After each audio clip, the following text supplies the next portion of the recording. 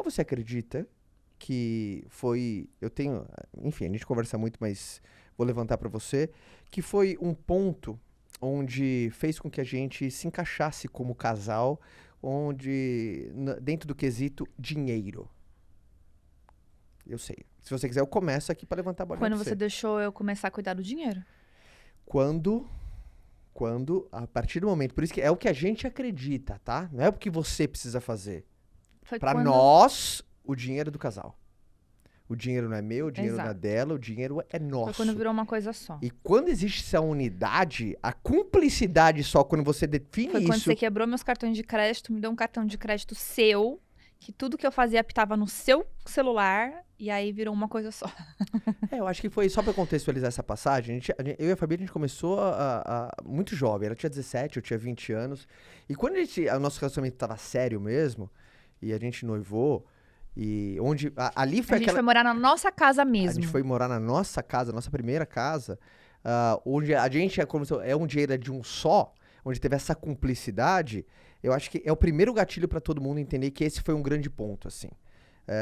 Eu não sei de outra maneira. Eu sei, Caio, aqui na minha casa dá certo e assim, cada um paga metade isso. Cara, quem sou eu pra falar se você tá errado ou não? Pra mim tá funcionando, os dois estão felizes, os combinados estão... Porque vai de acordo com outro podcast nosso, né? Qual que é o combinado? Nossa, o nosso combinado é perfeito assim. Segue, vocês são felizes, continua.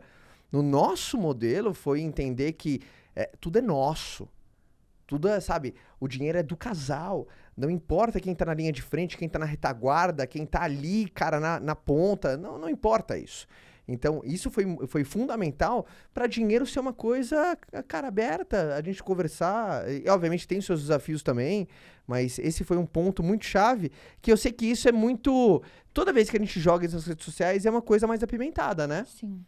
É uma coisa mais apimentada. Tem gente que não concorda. E tá tudo bem a discordância. Eu acho que o mundo ia ser muito chato se todo mundo concordasse com tudo. Isso é um lugar muito mais chato. Mas esse foi um ponto assim, o nosso ponto gatilho de encaixe como casal. Concorda? Com certeza. Com toda certeza. O que vem na sua cabeça num assunto como esse? Como dinheiro de casal? Não, qualquer coisa, assim. Ai... Você sabe que ontem teve uma pergunta interessante, né? No meu Instagram. Ontem eu abri caixinha de pergunta e a menina perguntou que ela falou assim, eu tenho medo de ganhar dinheiro, porque se eu ganhar dinheiro, eu sinto que eu vou ser uma pessoa muito triste, porque nada mais vai me fazer feliz. Nossa. Mas você sabe que às vezes é uma coisa comum isso, né? Eu falo assim, por mais que eu fale assim, desliga a novela. E as pessoas falam assim, mas o que tem a ver desliga a novela? Se a gente parar pra refletir, quando a gente assiste novela, faz, graças a Deus, muitos anos que eu não assisto, mas quando eu assistia, era muito padrão as pessoas que tinham muito dinheiro serem as pessoas ruins, as malvadas, só as que tinham problema, e as pessoas que não tinham dinheiro eram as pessoas que estavam sempre felizes, cantando, sambando na novela, né? Uhum. E eu cresci assistindo isso o tempo inteiro. E aí, dentro da nossa cabeça, vai criando uma mentalidade financeira de que ter dinheiro é ruim. Que é melhor você não ter dinheiro e ser feliz do que ter dinheiro e ter que abrir mão de um monte de coisa. E eu lembro quando a gente começou a empreender e precisou dar-se mais de nós. E eu lembro de uma vez que eu falei assim pra você, eu prefiro ser pobre e ter tempo de ir no cinema do que ter um monte de dinheiro e não ter tempo pra gente poder ir no cinema. Não sei se você vai lembrar disso. A gente tava na casa dos seus pais, lá no seu quarto lá. E eu louca, porque você falava assim que a gente não tinha tempo pra ir no cinema. E eu fiquei louca com isso, né? E aí depois que eu comecei a melhorar e ler mais os livros, Pai Rico, Pai Pobre, Segredo da Mente Milionária, eu falei, e ele, no Segredo da Mente Milionária, tem uma passagem muito forte que ele fala disso, que não existe esse ou. Você pode ter os dois. E, infelizmente, dentro da mentalidade brasileira, é muito enraizado a crença negativa em relação ao dinheiro. Até você tá falando assim, né, da galera se sentir confortável em falar de dinheiro. Hoje, você ter dinheiro é um crime. Você precisa esconder que você tem dinheiro. Você precisa esconder que você é uma pessoa bem de vida. Porque dentro da crença popular, ter dinheiro é ruim. E foi uma coisa que eu tive que trabalhar dentro de mim. Então, quando a menina manda mensagem falando assim, poxa, Fabi, eu sinto que eu não serei feliz, que eu não sei o quê, eu entendo o que ela quer dizer. Uhum. Porque dentro da crença, né, da crença popular, infelizmente, o dinheiro é uma coisa ruim.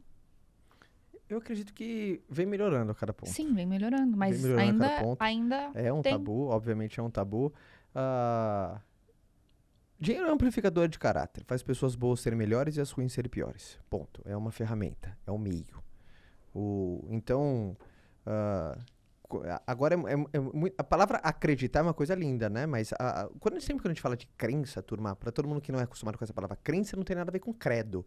Credo é uma das coisas que compõe a sua crença, mas crença nada mais são do que os teus conjuntos de convicções. Os conjuntos de convicções sobre o que você tem sobre uma caneca, sobre um relacionamento e sobre o mundo, isso é crenças. E tem coisas que influenciam a sua crença, a sua família, mídia, religião. Tem várias coisas, o seu ambiente, as amizades, as pessoas que você relaciona, aquela famosa máxima, você é a soma das 5 pessoas que você mais convive. Isso molda a sua crença. E geralmente tem alguns moldes aí fora, geralmente algumas pessoas, elas nascem dentro de uma circunstância onde o software que vem instalado de fábrica é acreditar, por exemplo, que dinheiro é a raiz de todo mal. Um ditado popular, dinheiro é a raiz de todo mal. Não, é quando você faz do dinheiro o seu amo, é a raiz de todo mal. Então é quando, por exemplo, tem algumas expressões, fazemos qualquer negócio. Isso é uma expressão horrível, uma expressão de quem, não pessoa que não tem valor. Óbvio que você não pode fazer qualquer negócio. Embora alguns negócios possam ser feitos, eles não devem ser feitos. Então, eu acredito muito nessa máxima também, da gente fazer boas atualizações, né? Por isso o ambiente, a gente estudar, ler sobre boas companhias, a gente não acreditar em tudo que nos contam, a gente questionar as coisas. É muito mais, por exemplo, uma pergunta que eu recebi recentemente na caixinha do Instagram, que eu recebi muita reação. Caio, você não fica preocupado de como teus filhos vão lidar com dinheiro, você tendo muito dinheiro? Eu falei assim, eu tô pronto para esse problema. Eu tô pronto para esse desafio. Porque o que me dava medo mesmo, o que me dava frio na espinha, eram os problemas que a minha família poderia viver se eu vivesse uma vida de escassez. Isso me dava frio na barriga. Eu acredito que os desafios de escassez são muito mais dolorosos do que os desafios de abundância. Sim. Mas não que a abundância traz desafios, claro que traz seus desafios. Você acaba tendo pessoas que estão ao seu redor que não necessariamente gostam de você. As pessoas só têm interesse em alguma coisa. Aí você tem que ter sabe, aquele redobrar atenção se é genuíno, se é verdadeiro. E tem outros interesses. No nosso país que a gente vive a segurança também. Tem outros efeitos colaterais que você não pode renegar a realidade que a abundância também traz. Mas a escassez também traz. Então foi o meu molde. Se eu for optar entre abundância e escassez, eu quero os desafios da abundância. Porque as pessoas acham que existe uma vida... Tem alguma sem terceira problema, via, né? que é uma ausência de problema? Eu não posso ter a abundância sem efeito colateral. Na vida não, na vida é escolha. Cada escolha traz uma consequência, cara. A escassez vai trazer uma consequência, a abundância vai trazer outras consequências. Então... Eu já vi, eu acredito. Eu acredito que a vida de escassez ela é muito mais difícil que uma vida de abundância.